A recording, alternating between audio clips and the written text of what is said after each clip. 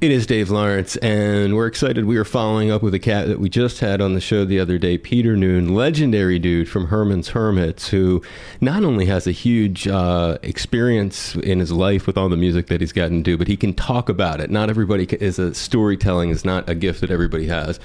Thank you for following up and letting us spend a little bit of time with you while you're here in Honolulu. Lucidity is my friend. And it has never left you. Okay, so on your first visit to Hawaii, you got to meet Elvis Presley. He was telling us about that the other day. But in your own words, take us back and tell us the story as best you can recall. In radio terms, kind of describe it pictorially, what happened, and just memories of this incident, because you met him here in Hawaii on your very first visit in 1965.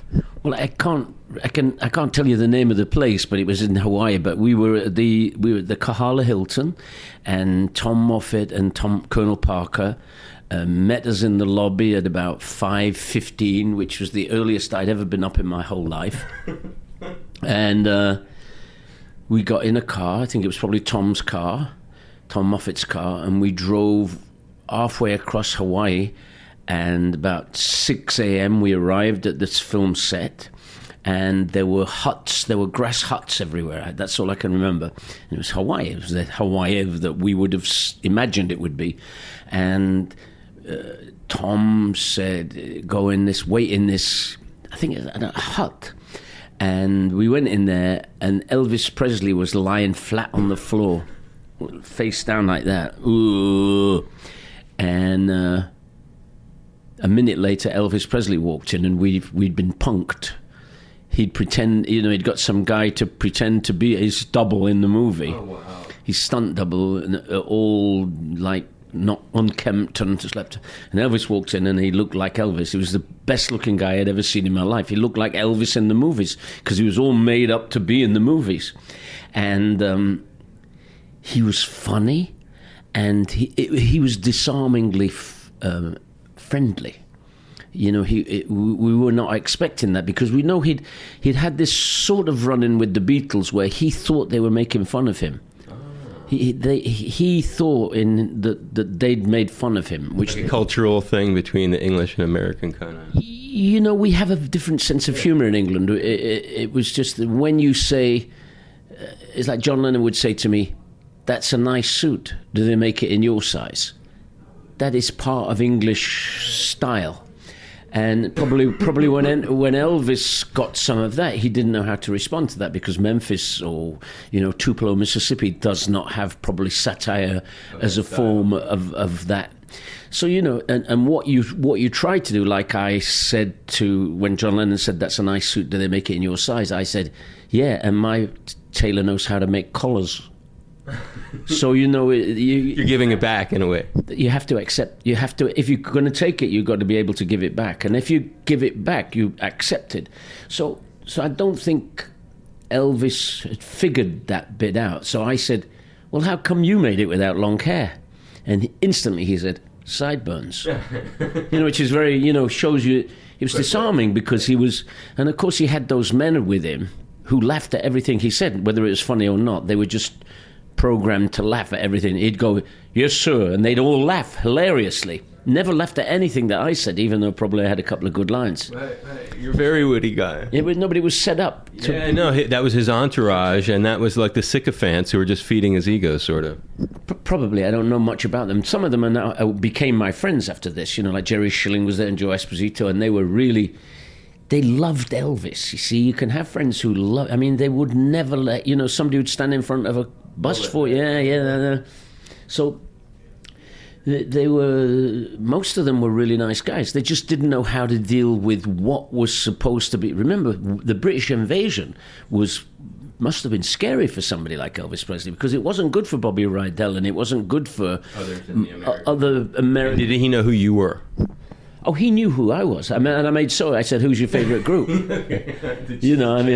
Who's your favourite group? And he said, "The Beatles, the Stones, and Herman's Hermits." Because he'd have to say that, wouldn't you? You'd have to say that. And I didn't challenge him at all, because I was afraid that he would be, not get that English humor. Repartee still isn't part of American way. You know that when comedians from England do satire, like some guy did the Oscars one year, and they hated him because he was... People didn't get it. Yeah. Well, you're not supposed to get... Comedy isn't supposed to be got by everything. You should be lucky if one person gets it. I went to a comedy store in Santa Barbara, and John Cleese has a daughter who's a comedian, and she told a joke, and I laughed, and she goes, "There's somebody laughing. That must be Peter Noone." Somebody who gets it, right? Because I was the only English person in the room.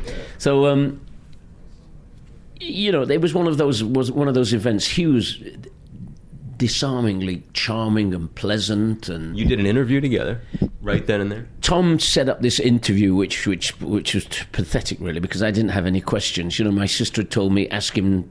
Here's a question: ask him, does he dye his hair? I couldn't ask that, and I was more impressed by Elvis, this man who had these 5 different voices, because nobody else had 5. Frank Sinatra had one, and Dean Martin had one. They had the kind of style. He had 5 different voices. I mean, when people make fun of Elvis and they go, "Well, my baby love me," if you listen to the record, he doesn't sing that at all. It's much higher key and much harder sounding. He didn't ever do that.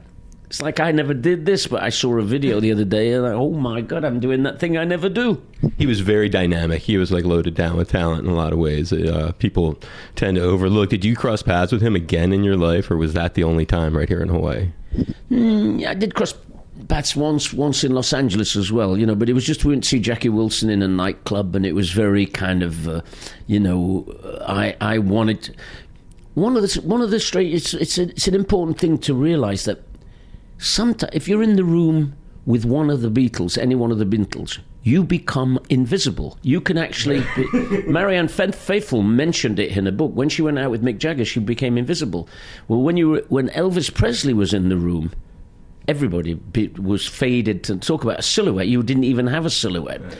And I went to this club to see Jackie Wilson, and I became invisible. I thought, when Jackie Wilson said hello to Elvis, he didn't even see I was in the room. It's a great point, though, man. It's like, that's a perfect day for a bad hair day, huh? Because no one's got their eye on you. Totally into Elvis Presley, because he was so much of a charismatic... the very few people have that kind of charisma, Like a Michael Jackson.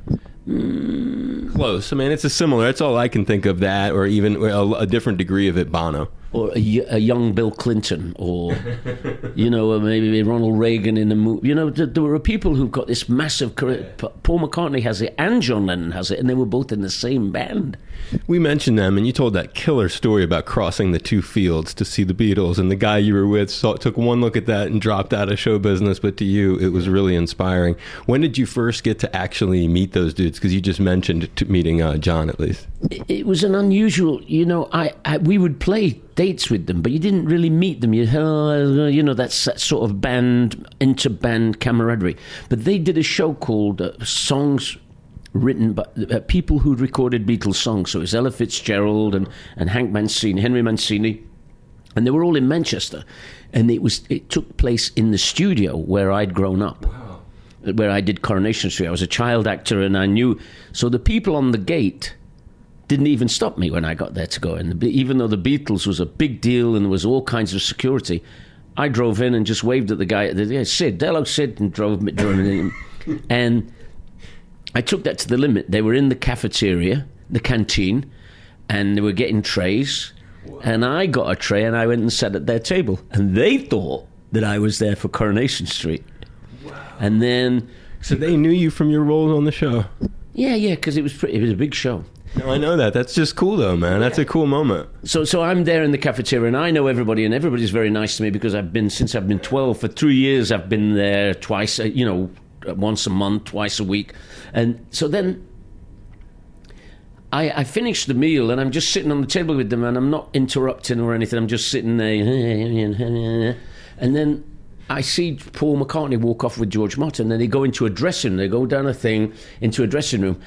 And because I'm a persistent, naive person, there's a dressing room, and the door is open. Wow. And I walk in, and it's Paul McCartney and George Martin having a conversation. So I said, how you doing, fellas? Hello.